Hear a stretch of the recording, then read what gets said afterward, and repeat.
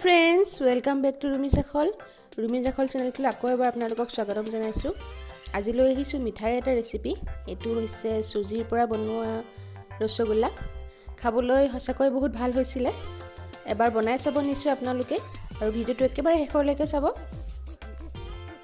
আৰু যদি চাই ভাল পায় তেন্তে লাইক আৰু শেয়াৰ কৰিবলৈ নাপাহৰিব। লগতে মোৰ চেনেলটো যদি এতিয়ালৈকে সাবস্ক্ৰাইব কৰা নাই তেন্তে অতি সোনকালে সাবস্ক্ৰাইব কৰি লওক আৰু কাষতে থকা বেল আইকনটো দবাবলৈ নাপাহৰিব। তেন্তে পলম নকৰো, আহক ভিডিওটো স্টাৰ্ট কৰি লওঁ।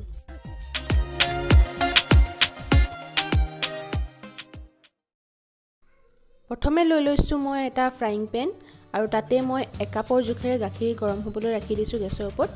আৰু গাখীৰখিনি যেতিয়া অলপমান উতল আহিছে তেতিয়া মই তাতে 2 চামুচ চেনি আৰু 1 চামুচ ঘিউ দি দিছো ইয়াতে। আৰু ভালদৰে গুটেইখিনিকে মিলাই দিম এবাৰ।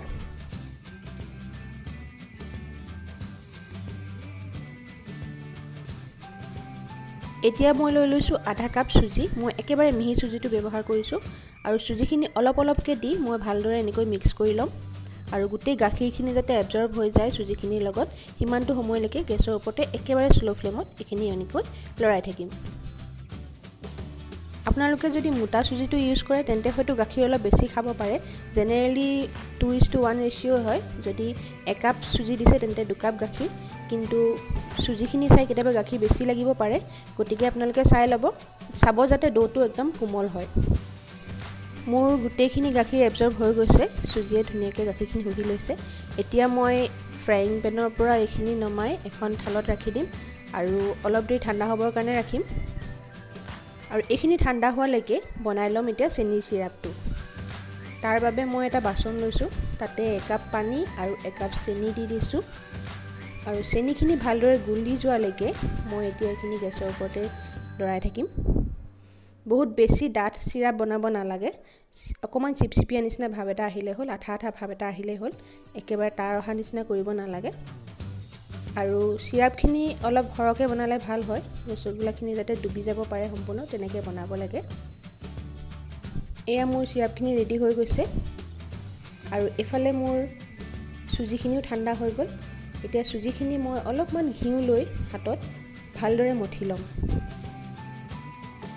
ধ্যান ৰাখিব যাতে সুজিৰ ডোটো কোমল হয়, নহ'লে বেছি যদি টাইট হৈ থাকে তেতিয়া চেনিৰ ৰসটো ভিতৰলৈকে সোমাই নাযায়, তেতিয়া টান টান হ'ব খাবলৈ। আৰু মই এইখিনি কোমল হোৱালৈকে আৰু অলপ যাতে মিহি হৈ যায় সিমানটো সময়লৈকে মঠি লৈছোঁ। এয়া মোৰ মঠা হৈ গ'ল। এতিয়া মই হাতত অলপ ঘি সানি লৈছোঁ আৰু ৰসগোল্লাৰ শ্বেপ দিবলৈ কাৰণে এনেকৈ এটা এটা বল বনাই লৈছোঁ। আৰু এয়া মোৰ এটা ৰসগোল্লা হৈ গ'ল, চব কোনো ধৰণৰ ক্ৰেকছ নাই ইয়াত।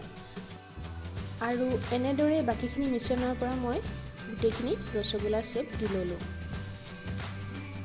এফালে চেনি চিৰাপখিনি অলপ মোৰ ঠাণ্ডা হৈ গৈছিলে, সেইখিনি আকৌ এবাৰ উতলিবলৈ দিছোঁ আৰু অলপ উতল অহাতে ইয়াতে মই এতিয়া ৰসগোল্লাকেইটা দি দিছোঁ। আৰু হাই ফ্লেমতে এতিয়া এইখিনি 10 মিনিটমান সময় উতলাই ল'ম ঢাকন লগাই।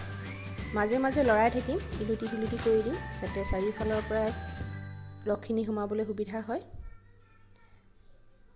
আৰু এনেদৰে 10 মিনিট সময় সম্পূৰ্ণ উতলাই থকাৰ পাছত কমেও 2 ঘণ্টাৰ কাৰণে এইখিনি ঢাকন দি ৰাখি দিম, একেবাৰে ঠাণ্ডা হোৱালৈকে। আৰু যাতে ৰসখিনি শুহিব পাৰে তাৰ বাবে 2 ঘণ্টামান সময় মিনিমাম ৰাখিব লাগিব। মই অৱশ্যে গোটেই ৰাতিটোৱে ৰাখি দিছিলোঁ। মোৰ চেনি চিৰাপ অলপ কমি গৈছিলে, তাৰ কাৰণে মই পিছত আকৌ অলপ চেনি চিৰাপ বনাই ইয়াতে ওপৰৰ পৰা ঢালি দিছিলোঁ। আৰু গোটেই ৰসগোল্লাখিনি ডুব যোৱাকৈ চেনি চিৰাপটো হ'ব লাগে আচলতে, তেতিয়াহে ৰসগোল্লাখিনিয়ে চিৰাপখিনি শুহিব পাৰে। তেনেকুৱা কৰি পেলাই মই গোটেই ৰাতিটোৰ কাৰণে ৰাখি দিছিলোঁ। আৰু এয়া আপোনালোকৰ আগত সুজিৰ পৰা বনোৱা ৰসগোল্লা। খাবলৈ বহুত ভাল হৈছিলে, সঁচাকৈ বহুত ভাল হৈছিলে। নিশ্চয় আপোনালোকে ট্ৰাই কৰিব বুলি এবাৰ আশা কৰিলোঁ। ৰসগোল্লাকেইটা দেখিবলৈ ধুনীয়া লাগিবৰ কাৰণে ওপৰৰ পৰা মই আলমণ্ড আৰু কেশৰ দি সজাই দিছোঁ। এইটো অৱশ্যে দেখিবলৈ ভাল লাগিবৰ কাৰণেহে, এনেও আপোনালোকে দিব পাৰে আলহীক। এবাৰ নিশ্চয় ট্ৰাই কৰি চাব আৰু কেনেকুৱা হ'ল মোক জনাবলৈ নাপাহৰিব। ভিডিওটো শেষলৈকে চোৱাৰ বাবে বহুত বহুত ধন্যবাদ। যদি ভিডিওটো ভাল পাইছে তেন্তে লাইক, শ্বেয়াৰ আৰু কমেণ্ট কৰিবলৈ নাপাহৰিব আৰু মোৰ চেনেলটোক ছাবস্ক্ৰাইব কৰি ল'ব। নতুন নতুন আৰু ৰেচিপি লৈ আপোনালোকৰ মাজলৈ আকৌ আহিম। আজিলৈ আহোঁ তেন্তে, নমস্কাৰ।